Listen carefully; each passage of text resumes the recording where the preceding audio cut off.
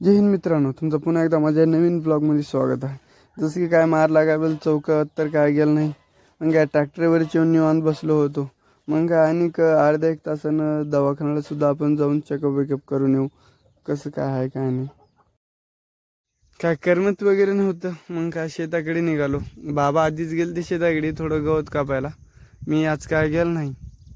मग काय बाबा कॉल केले ते कॉल भारा झाला ये म्हणून. मग काय निघालो बघा आपण माळावरी व्ह्यू एन्जॉय करत.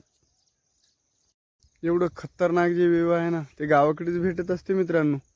माळ बघा, माळ किती खतरनाक दिसतोय. इथं बसून फोटोशूट काढायला किती भारी वाटतंय. गवताचं भारा वगैरे तर आणलो बघा. मग निघालो आपण दवाखान्याकडे थोडं पट्टी वगैरे चेंज करायला. पट्टी वगैरे चेंज केलं बघा. मग काय थोडं टीप घेतलो.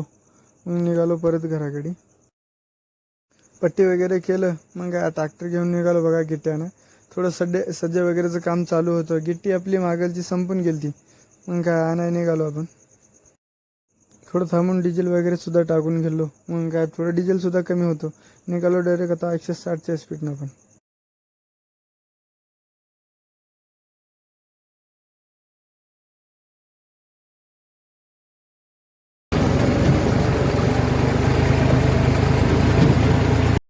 बिल वगैरे तर घेतलं बघा. आपल्याला लागत होतं 12 mm.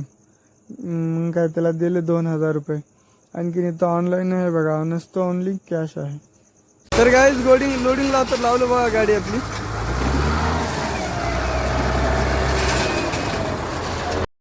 लोडिंग तर कंप्लीट झाली बघा आपली. मग काय गाणे ऐकत व्ह्यू एन्जॉय करत आपण निघालो घराकडे.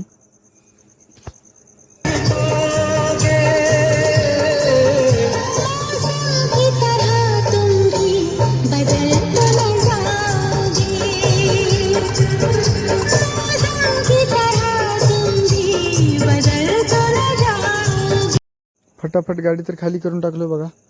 मग आता लावून टाकू गाडी. तर निवांत काय काम नाही सध्याला गाडीला तर आणखीन 15-20 दिवस.